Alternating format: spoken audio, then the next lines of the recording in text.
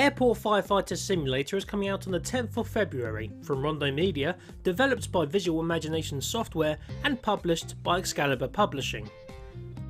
Firefighting is of course a dangerous career, but when you factor in any large aircraft, every incident has to be treated with the greatest of importance. Starting out as a rookie, your shift starts at 6 AM, where you will be briefed by the chief fireman who assigns you a vehicle from their fleet. Once you go downstairs into the garage and into the vehicle you'll be driving for that shift, you will be on call for 24 hours. First, you need to make sure that the vehicle is topped up with water and fuel, and then you need to patrol the airport waiting for an emergency call that will last for your assistance. These emergency calls require you at any point to get to the location within 3 minutes. Failure to do so means that you did not complete your objective and you will not receive points that are put towards a promotion. The game eases you in gently with a few minor tasks, such as checking the fence perimeter for any breaks and putting out fires that start in dustbins. Each successfully completed emergency call rewards you with points that, upon reaching a certain amount, will promote you.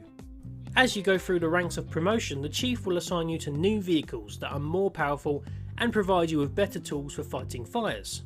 However, there is a saying made popular from a certain superhero which aptly fits this level of promotion: with great power comes great responsibility.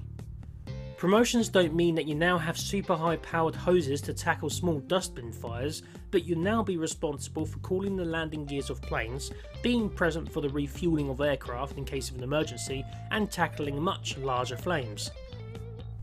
Each vehicle has its own control scheme. As you can see near the bottom, there's a handy menu which helps you to remember what each button does.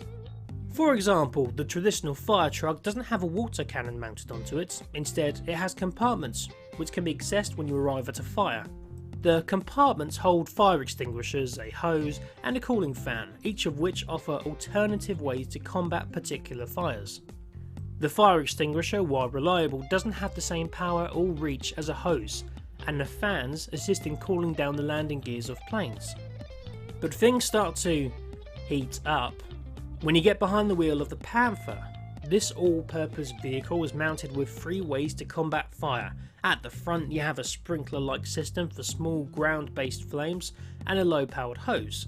On top of the vehicle is an extendable arm that houses a high-pressure water cannon.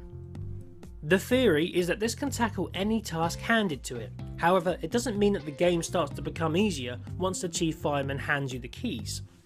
The Panther is an intricate machine featuring a more difficult interface than previous vehicles because there are a greater amount of options. If you are familiar with other simulators that feature vehicles with multiple moving parts, you'll get to grips with the controls fairly early on. However, those who aren't familiar need only to spend just a few moments to understand how to operate each part of the vehicle. Excalibur Publishing will be releasing this title on the 10th of February 2012.